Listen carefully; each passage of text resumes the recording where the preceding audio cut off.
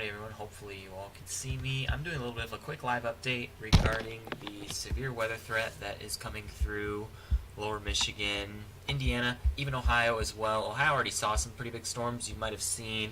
I uploaded some content regarding the shelf cloud that moved through. It was a very well-defined shelf cloud that moved through the area, southern and northern Ohio, but there are more storms on the way.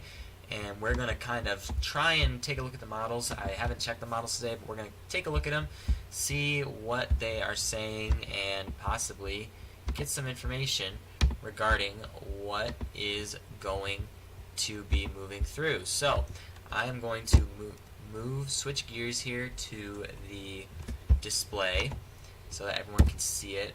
I'm going to have some difficulty checking on comments, but I'll get to them once I can.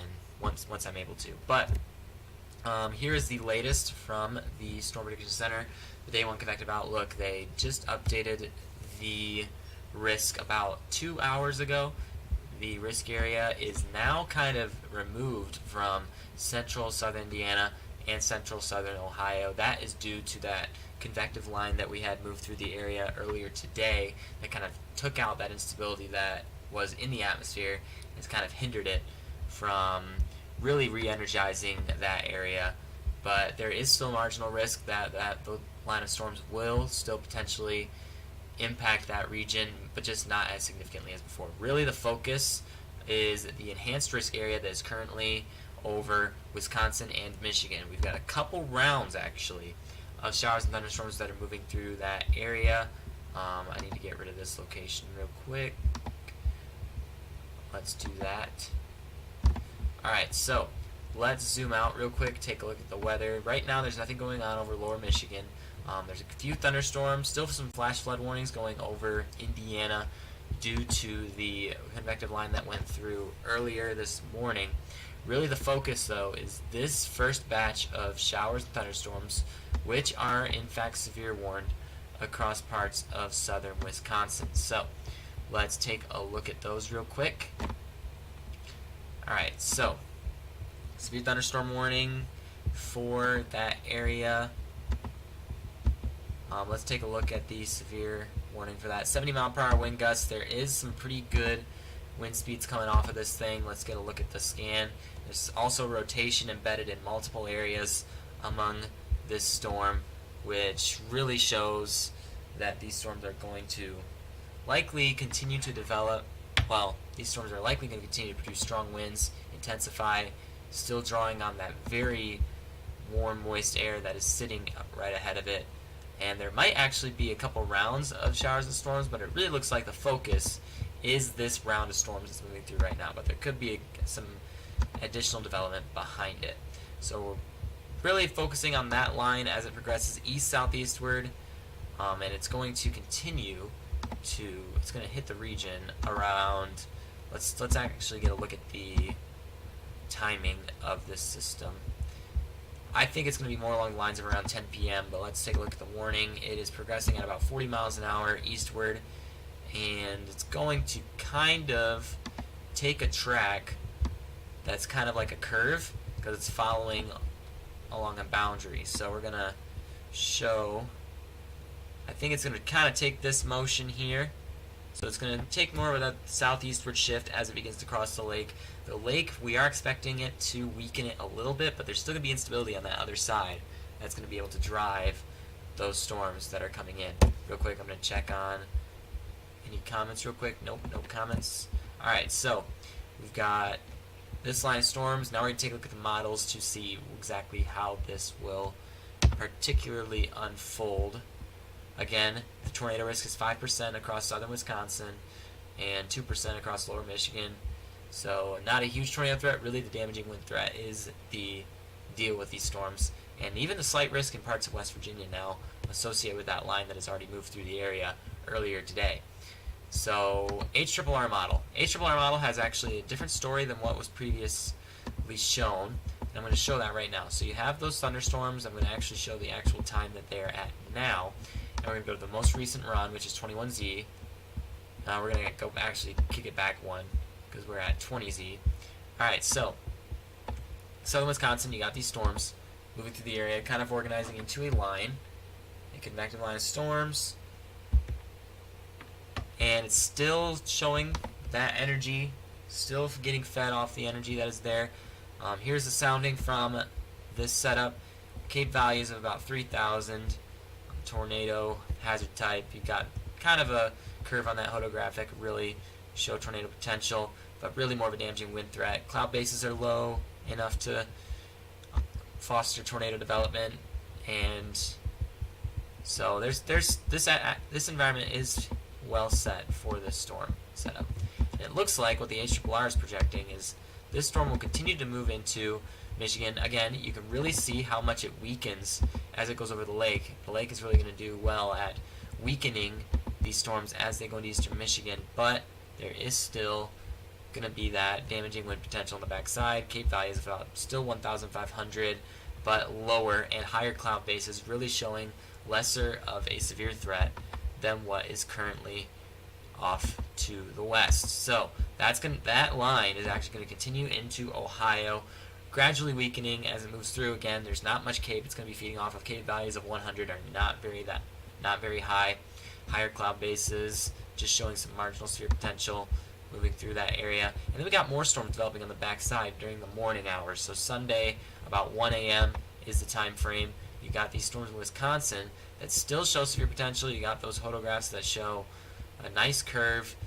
Very high cloud bases with these storms could show a lower severe threat with them. But they are going to move in and pack some heavy rain Sunday morning for lower Michigan.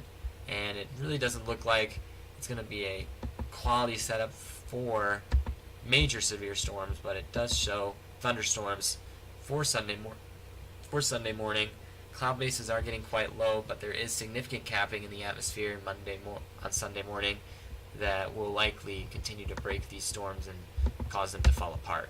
So it's really going to be that first wave of storms that I think is going to have the most severe potential based on what the HRRR is showing here. And then going into northern Indiana as well. Let's get a check of some comments super quick. All good there. Alright, let me check Facebook real quick just to make sure I can get the comments for you guys as well, because I can't see them here. So we'll get a look there. We're good? Alrighty, so let's see.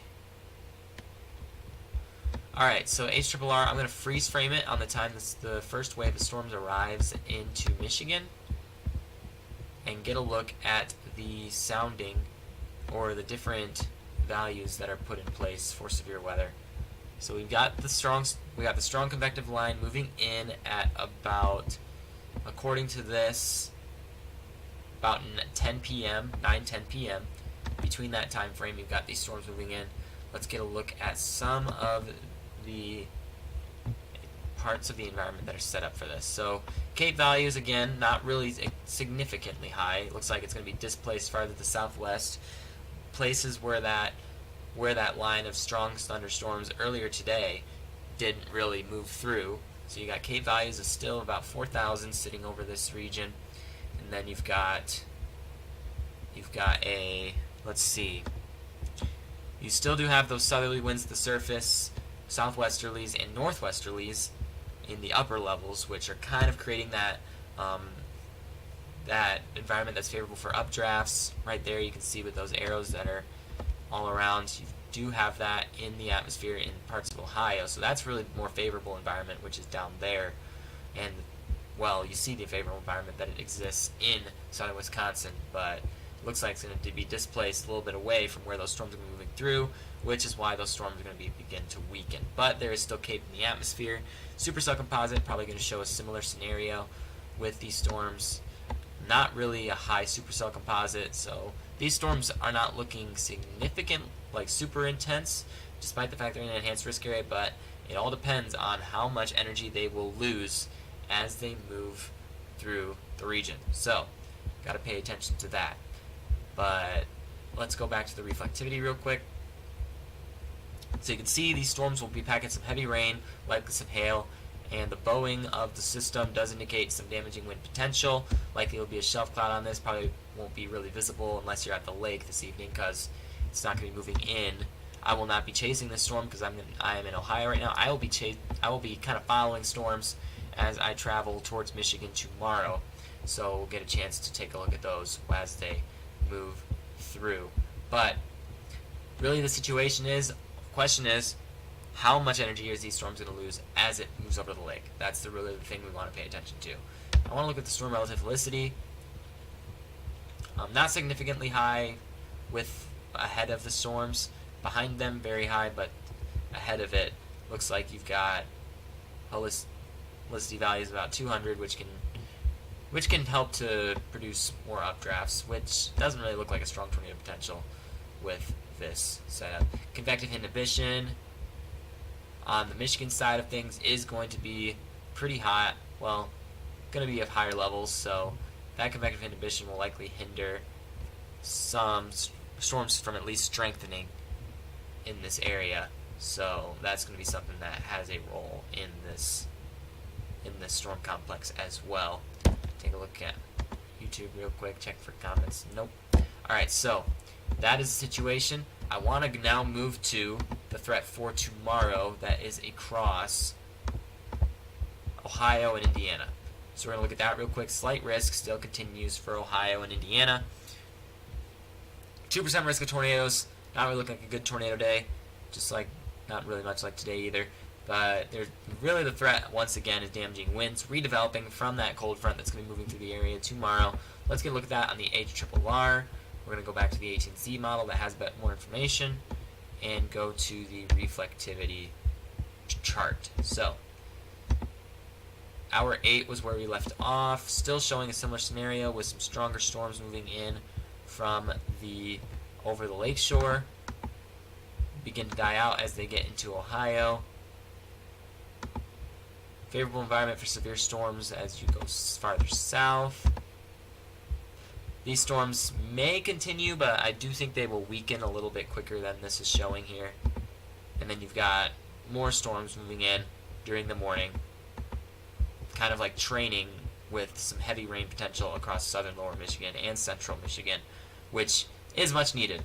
And then what is the anticipation is that additional redevelopment of showers and thunderstorms may begin to unfold across the area Sunday afternoon, packing some evident tornado potential, low-ish cloud bases, Cape values of 2,300, and you've got a sounding here indicating some tornado potential with this setup.